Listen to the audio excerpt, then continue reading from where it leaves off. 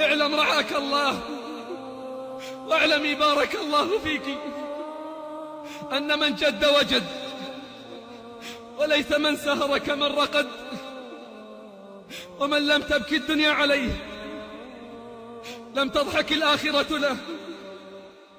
لسان حال المشتاقين إذا اشتغل اللهون عنك بشغلهم، جعلت اشتغالي فيك يا منتهى شغلي. عن كريب أنه سمع أسامة يقول: قال رسول الله صلى الله عليه وسلم: ألا هل مشمر للجنة؟ قالوا: نعم يا رسول الله، نحن المشمرون.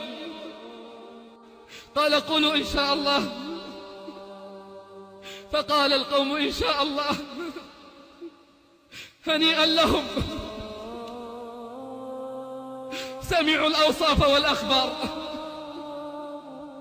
فشمروا وصدقوا الأقوال بالأفعال. علموا أن السلعة غالية فقدموا الثمن من الأنفس والأموال، لأن الله اشترى وهم باعوا. والثمن الجنة، وعد صادق وعهد سابق، ومن أصدق من الله قيلا.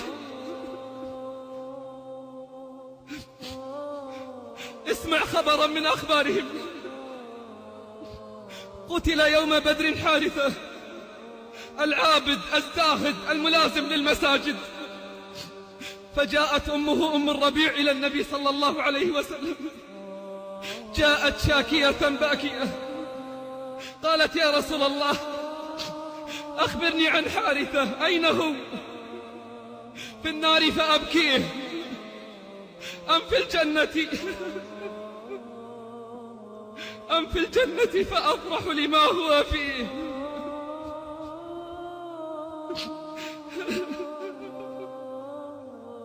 قال: يا أم حارثة، أمجنونة أنت؟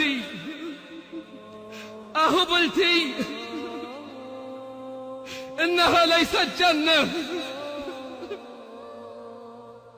ولكنها جنان، وإن حارثة أصاب الفردوس الأعلى.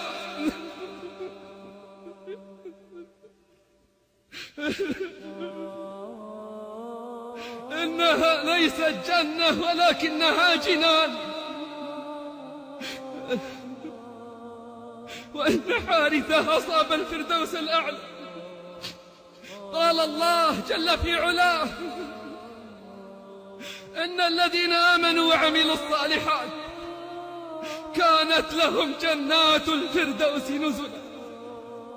وقال جل في علاه: إن الذين آمنوا وعملوا الصالحات يهديهم ربهم بإيمانهم تجري من تحتهم الأنهار في جنات النعيم، دعواهم فيها سبحانك اللهم وتحيتهم فيها سلام،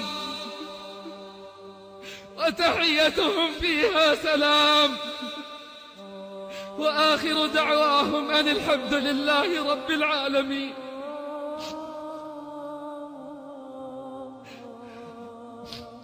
لله قوم أخلصوا في حبه فاختصهم ورضي بهم خداما، قوم إذا هجم الظلام عليهم قاموا فكانوا سجدا وقياما، يتلذذون بذكره في ليلهم ونهارهم لا يفترون صياما. فسيفرحون بورد حوض محمد، وسيسكنون من الجنان خياما، وسيغنمون عرائسا بعرائس، ويبوؤون من الجنان مكانا،